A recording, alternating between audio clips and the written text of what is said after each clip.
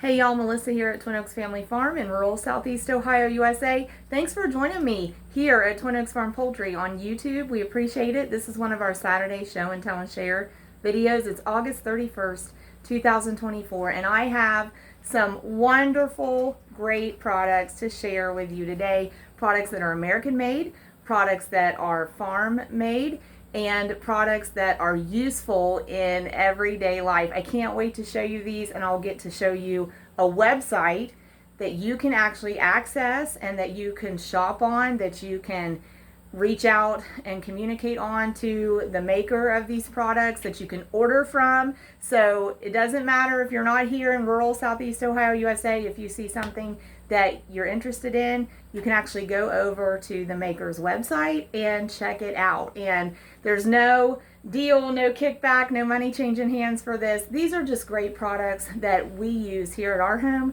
And I had just made an order from our friend that produces them, and kind of thinking ahead, kind of looking ahead to the holidays, stocking up on some gift possibilities. And I was like, this is such a great assortment of things that I love that Marie makes, that I want to show them to y'all right here on our Saturday show and tell and share videos. So we'll show you some products, show you a website, and if you want to check it out, you can do that. And when we get to talk about the website, I want to remember to tell you there's a journal feature on there where Marie, the maker of these products, journals about life on the farm and there and those experiences that they have. So some really great articles in there. She is a really good writer. She puts words together so well, and is just very genuine in wanting to share good things with other people and encourage other people to really realize their potential, to really come to their fullest potential. So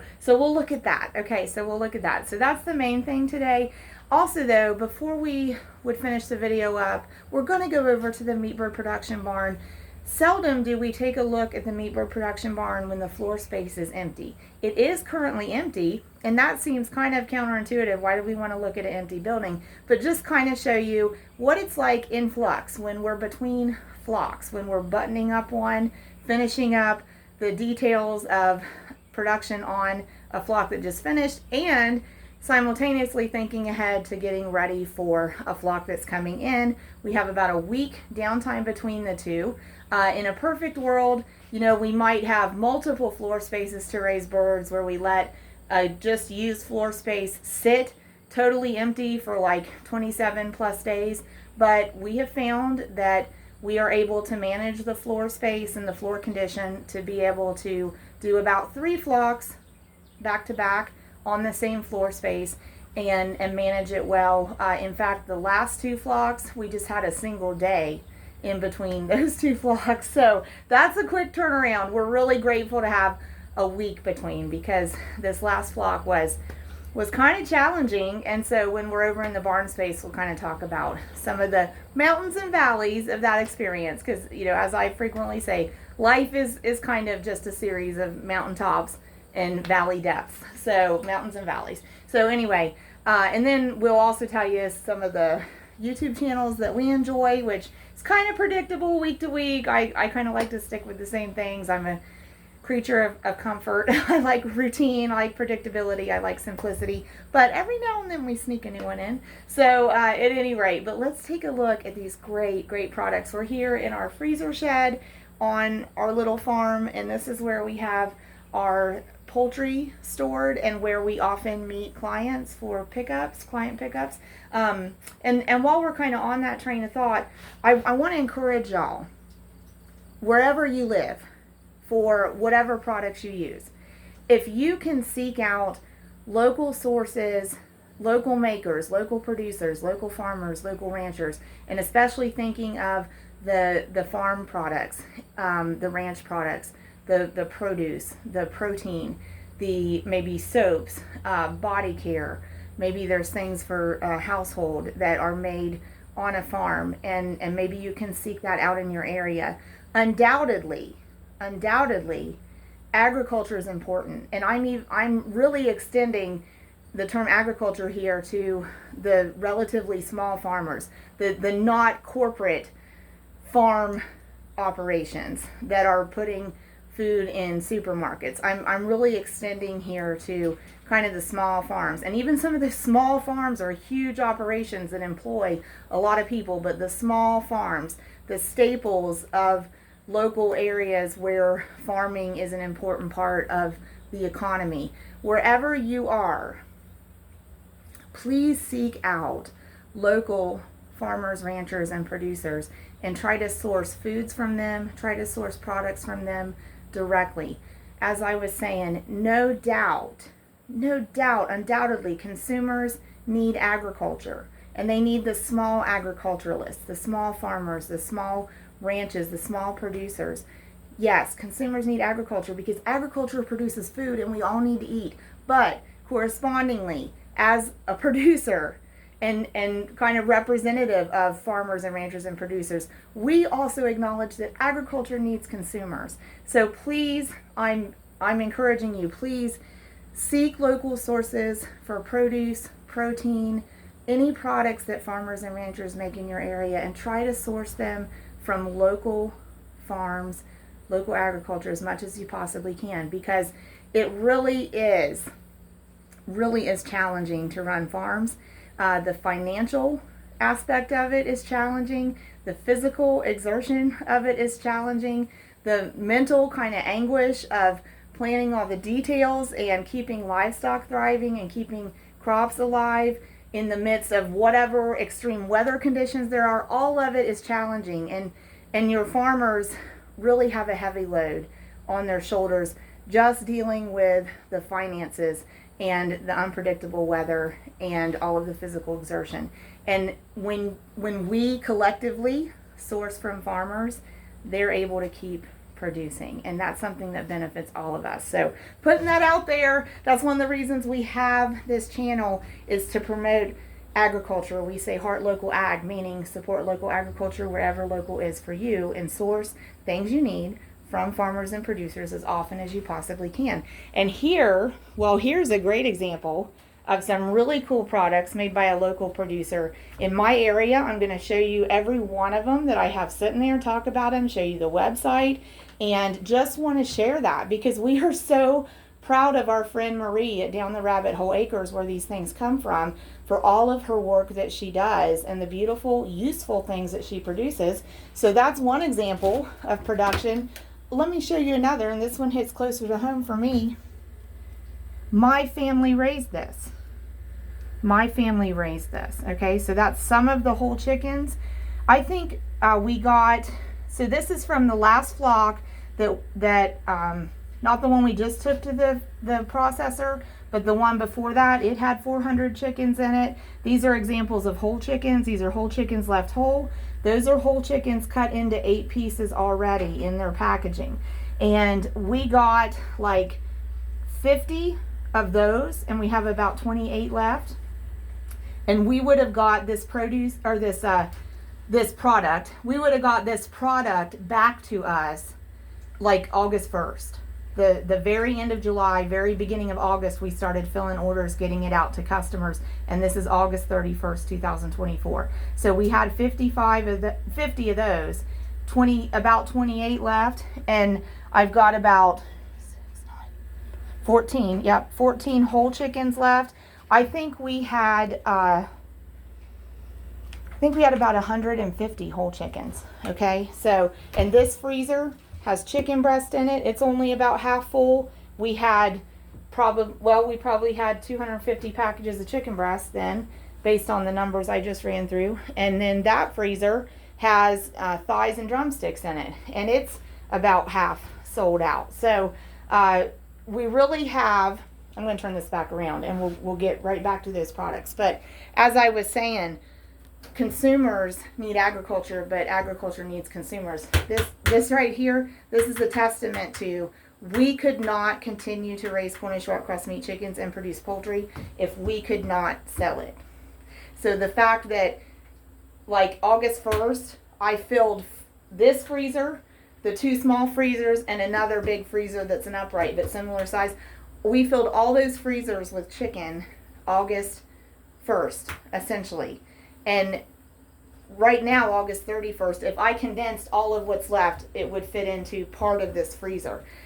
And that is a credit to our customers. But that's my point with encouraging y'all. Heart local ag wherever local is for you. If we didn't have that community support behind our poultry operation, we couldn't continue to produce poultry. We couldn't continue to just make chicken and bring it in here and fill freezers if we didn't have people in our community willing to come get it from us and buy it from us. And so just as the consumer needs agriculture, if they want homegrown top quality poultry, they have to get it from a producer somewhere or from a market somewhere. We hope they'll get it from a local producer. Just as a consumer needs a producer, an agriculture person to do that, agriculture needs the consumer too, and we're aware of that. So we extend, a thank you from all producers to all of you who are seeking out farm-raised food and farm-raised products. Okay, so we're making that chicken, and we took 400 more this past Wednesday. We've got 400 more coming in Wednesday. But we want to talk about right now these awesome products. These are awesome products. I hope you've stuck with us. So these are some of the things that my friend Marie at Down the Rabbit Hole Acres in rural Southeast Ohio makes. Okay, and they have goats, they have some alpacas, they have chickens. So the soap, I know at least some of the soap products, maybe all the soap products, but at least some of the soap products use goat's milk from the goats that Marie has on the farm. Okay, and this is beautiful. Are y'all see this pattern in this soap? Okay, so basically there's 12 bars of this soap here. This is like a body soap, and when Marie makes them, I think she makes them like in a big block, and she said it actually cuts down into 10 of these bars. Okay, so you'd have a continuous, row of like 10 bars. I had requested 12, and so Marie happened to be able to fill 12 of them for me. But this is called her Ah Spa soap, and it's kind of like I get kind of a minty eucalyptus smell off of it. It smells wonderful. It's called Ah Spa. And so one thing that Marie has kind of taught me about this kind of natural based soap is that it needs curing time. So like this, at least 10 of these bars were just made. So Marie had said it needs like 5 weeks before it's used, because I think it'll just kind of like dissolve away if it gets saturated or wet down before it's cured. So it needs that cure time to stand up to being used and not just melt away quickly. But it's worth it to me. So I think normally Marie would probably keep it on her place until it was fully cured, but she explained the instructions to me, and I assured her, I'm looking long term, so I have time to let them set for about 5 weeks. And she said, this is when you're curing soap, if I could separate it and let it have a little bit, sorry about that, I blocked the camera, let it have a little bit of space for airflow between the bars, like that'll help it too. And same with these. These are shampoo bars over here, the oval ones. So I've got my Ah Spa soap that I got from Marie. I don't know if it's currently on her website, downtherabbitholeacres.com, but I have seen it on her website previously. And if you don't see it there and you're curious about it, you could always send an email. There's actually a really convenient email link right at the bottom of the web page where you can just tap that and put in your message and it'll send it to her. Okay, so, but the Ah Spa soap is just gorgeous. Really pretty. So I'm excited. I'm anticipating using those as gifts, but I also enjoy using that myself. Okay, so then these are shampoo bars. So I was going to kind of show you. This one is a rosemary scent. Okay, shampoo bar. It says better for you, better for the planet. Ingredients include olive oil, coconut oil, goat's milk, castor oil, sunflower oil, shea butter, sodium hydroxide, and water. And so there is a phone number, which you can also find on her website. But look, there's the website, downtherabbitholeacres.com. And I'll show you that again, okay? So, but that's pretty. It has like a bird imprint on it. Okay, this one is lavender. Let me turn it around. another bird imprint. And honestly, I didn't ask Marie what scent I have here, but it smells lovely. It just smells clean and lovely. And that's kind of like an aloe plant on that one. And that one's just like a scroll work. It kind of reminds me of a belt buckle, but aren't those pretty? So, shampoo bars, which I think are great. I use them too. And sometimes I use like a store-bought creamy shampoo and conditioner, but then I also use this part of the week as well, okay? So I kind of integrate both of those into my hair washing routine as far as that goes. But shampoo bars I also think would be great. I encourage my sons to use those because it's like way more economical than using the squeeze bottles, and it's also very effective.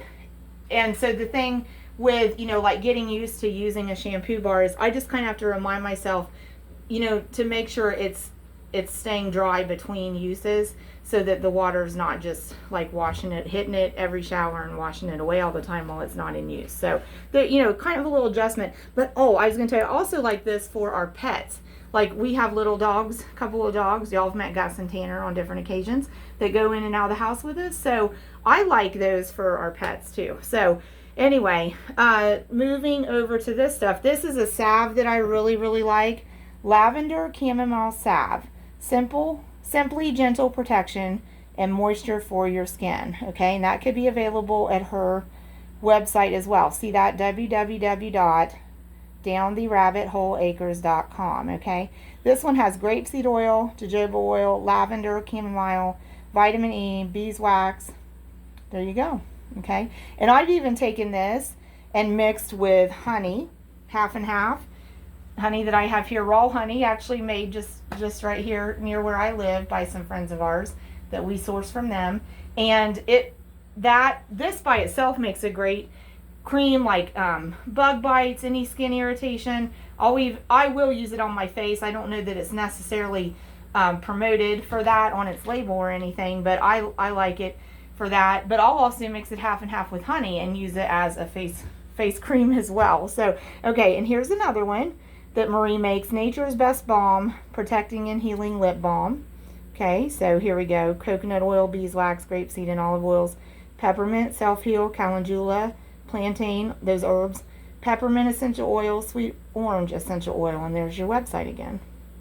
DownTheRabbitHoleAcres.com. Okay, and then Skin Glow. So this is a nice skincare serum. So ingredients: jojoba oil, carrot seed oil, evening primrose oil, moringa oil, grapeseed oil, and then you've got yarrow, and then we've got a list here of essential oils. So we'll look at that list again: rosemary, jasmine, lemon, frankincense, neroli, I think, elamai, I'm not sure if I'm pronouncing that right, and sweet orange. Okay, so great. So it says Skin Glow is a natural way to nourish your skin, promote smoother texture, reduce the appearance of fine lines, and encourage new cell production. It's a lovely facial serum. And I know Marie, that's all she uses, and I use it frequently too. I've been out of it for just a bit, so I'm happy to have it back. So, and then this I really, really am excited to show you. If y'all like tea, and I've shown y'all some of these products before, but it's worth repeating. So this is called Happy Heart Tea. Marie calls it Happy Heart Tea. And it is Tulsi. Holy basil is the name of what is in it. So it's just leaves. Holy basil leaves. So let's see on the back. Contains Tulsi herb. Holy basil is its kind of common name, okay?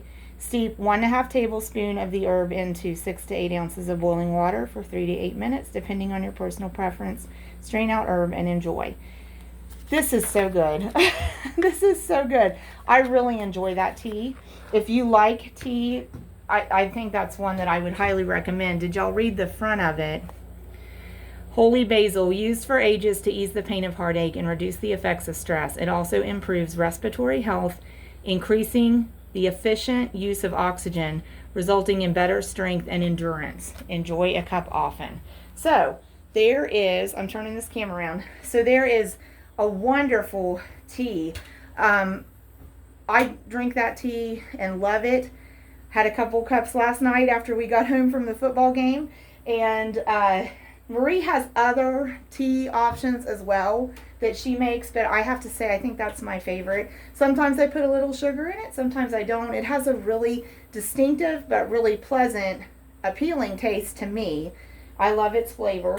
So you might look into that. If you are a tea drinker, that's one you might enjoy. But check out downtherabbitholeacres.com if you're at all curious about it. That is Marie, and she is here in rural Southeast Ohio, USA. And I just talked to her yesterday, and she assured me you can shop on the website and you can order there and pay there and have it shipped to you. And she personally takes care of and oversees the shipping and will take care of the order for you if you're interested in ordering anything from her. And there are other things on the website that are really neat too, but just really wonderful products. So check it out, and likewise, wherever you are, there are makers and producers of these kinds of things, of protein, of produce, of soaps, all kinds of things. On Marie's website, if you go there, downtherabbitholeacres.com, remember I told you there's the email link down at the bottom. If you want to email a question, you just press email and it should take you right through the steps to do that. There's also, top right corner is the 3 bars where you can have a drop down menu. So you can go to that drop down menu. One of the options is the journal, and there's articles there that Marie has blogged. I told you she writes so well. And one of the articles is something like, who could say nope to soap? And it tells you all about the soaps that Marie makes. So that's a really neat article. So you can get on there and see what's going on. From that same drop down, there's an option that says the shop. You can click there if you want to see some things that are available from Marie. So, okay. So let's head over to the meat bird barn and take a look at what it's like in between flocks, and kind of tell you a little bit about our adventure Wednesday, taking our last flock to the processor. It was, at one point, the day could have gone really bad, but all the little things work together for good, as they do for all who trust in the Lord.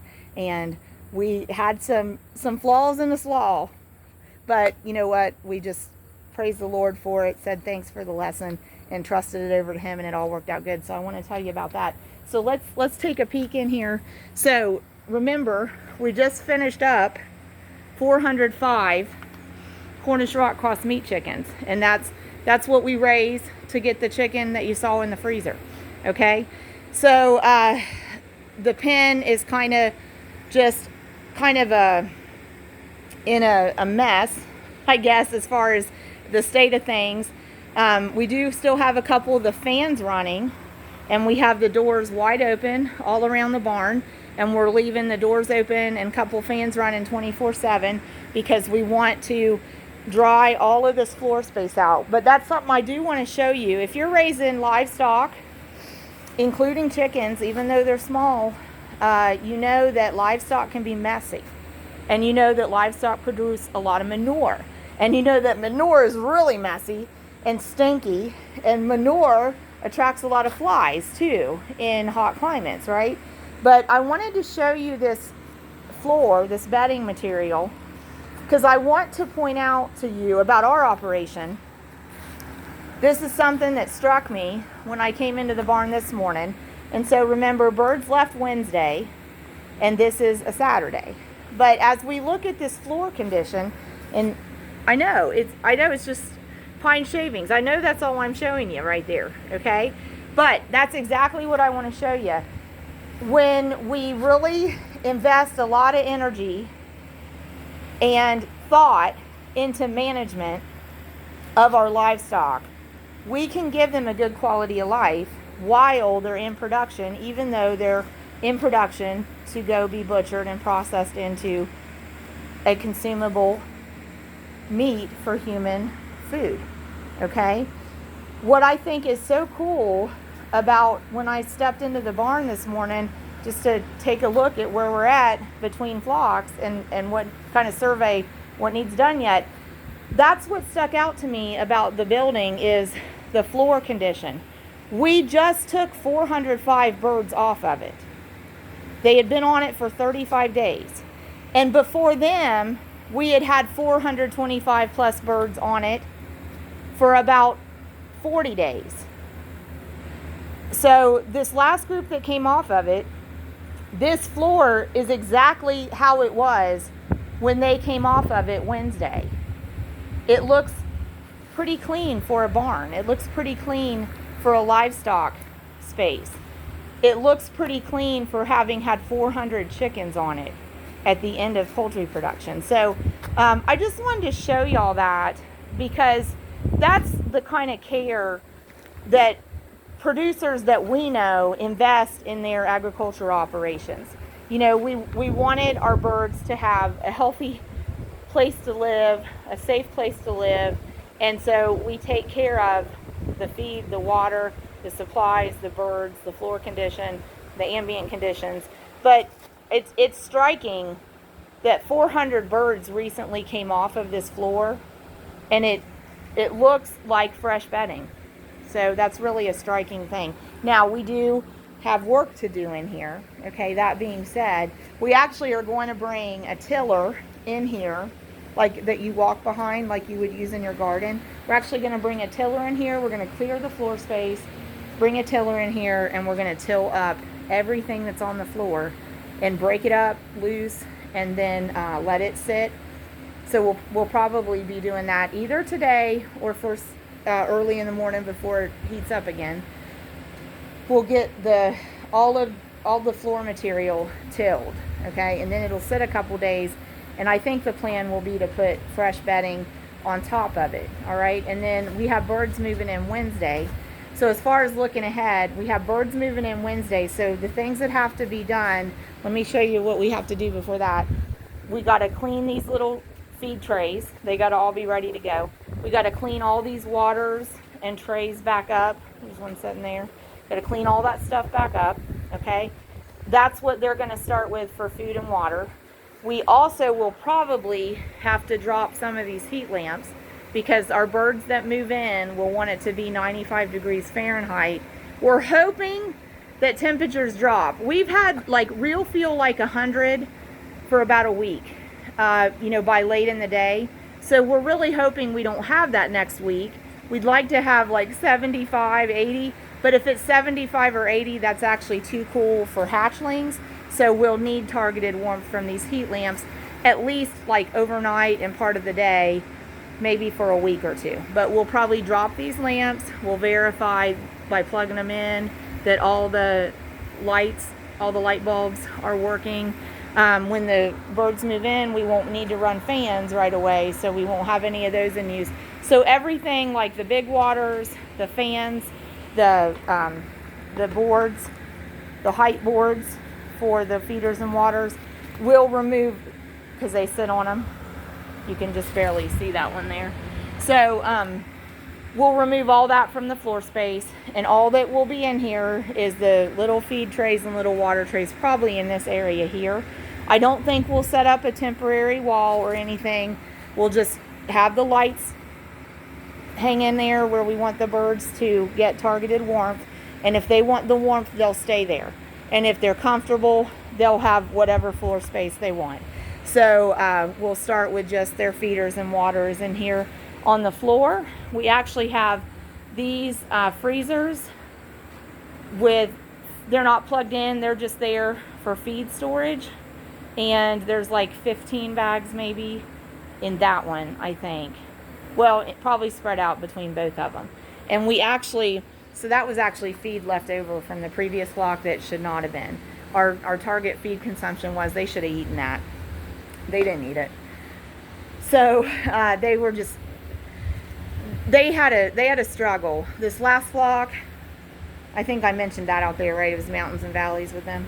The day of processing was mountains and valleys, but the whole production with them was mountains and valleys, because pick any given time in production, temperatures were either 40 degrees too hot or 20 degrees too cold, and that affects their feed consumption. With meat birds, that affects their feed consumption. So in fact, these feed bags here, this is feed that was on the floor in feeders that we bagged back up. So there's easily 175 pounds of feed that was on the floor for them to finish, before feed withdrawal that they didn't even get finished, plus another 750 pounds that they didn't finish. So this flock came in way under target feed consumption. So now when we get our birds back from the processor and we get whole chickens like I showed you in that freezer, we'll see where the weights are on those whole chickens. We're hoping that they're about 4 pounds to 4.5 pounds. If they are, we'll know that's exactly what we want finish wise, and we have new data points we need to work with to work out our feed consumption target. But as of right now, we've always used the reference point that we need 10 pounds of feed per bird start to finish a meat bird. But if we find out that we got them to the size we want on less feed in less time, we're going to go back and sit down at a desk and rework those numbers and rework the formula, and we might be coming up with a new number. Like if this flock that we just took is right and the whole birds are a good size, they finished on like 7.5 pounds of feed per bird. So that's even more efficient than 10 pounds per bird. So we'll see. But as it stands right now, we have the 15 bags left over for them, but we already ordered we already ordered 2 skids of feed for the next flock. So we're going to accept that order. And then we have a small flock at the end of the year. So that feed that we have left will be secure in those freezers, and we'll be able to use it at the end of the year for that flock. So that's kind of some of the considerations between flocks that are going on. So y'all have hung with me so long. Thank you very much. Let me finish up here just with some of my favorite YouTube channels and wrap it up. So some other YouTube channels, if you want to give them a look, give them a shout out, give them some feedback that I really enjoy watching, enjoy interacting with. We have several. Mother Clucker's Chicken Farm is a Florida, USA poultry videos on that one. Check them out. Really, really great information, really great shorts, really great videos, very informative, and especially I've watched videos about egg production breeds on there. So if you're raising egg production birds, I think you'll enjoy it. Chimma's Chicken Coop is in Germany. Awesome live stream of a flock and fun to watch them. A beautiful rooster, different hens, different breeds. Chimma takes great care of his chickens and shows us the chicken run and chicken coop area through a live stream. It's so neat. It's in Germany. Check it out. Clucking Around is in Texas.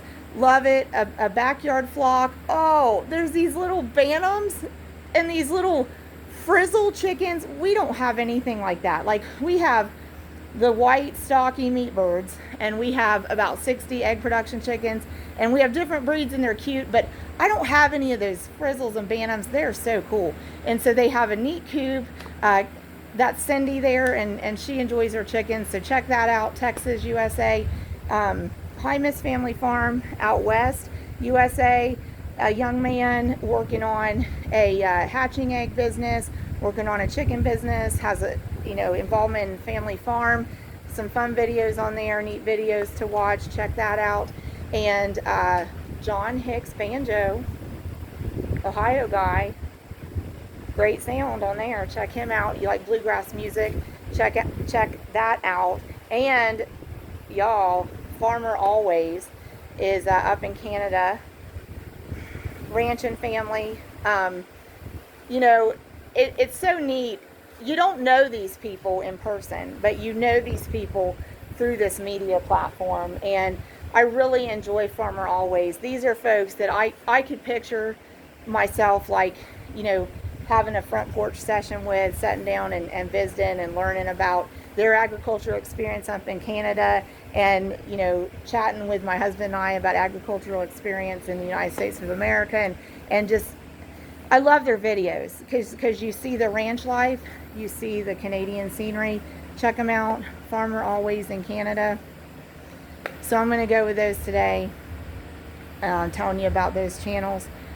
Check those out, and we'll put them in the comments and the description as well. But really enjoy those. And if I think of any that I meant to say but didn't, I'll add them in there too. So, because sometimes in the moment, my memory kind of malfunctions instead of functions. But anyway, we appreciate y'all joining us. Appreciate you supporting Twin Oaks Family Farm by supporting Twin Oaks Farm Poultry on YouTube. Thanks for watching. Please comment. We love to read your feedback. Consider a membership. You can press the join button, check it out. Join for a membership. It supports our video content, supports our on-farm projects, and as I said, you know, agriculture needs consumers, and we appreciate you and your role in supporting agriculture wherever you're at. So thanks so much, y'all. Join us again at Twin Oaks Family Farm on Twin Oaks Farm Poultry, and we hope that you have a super weekend. Here in America, it's Labor Day weekend, so to all of the workers, thank you for all you do to keep the country running. God bless you, and we hope you get some R&R on Labor Day coming up.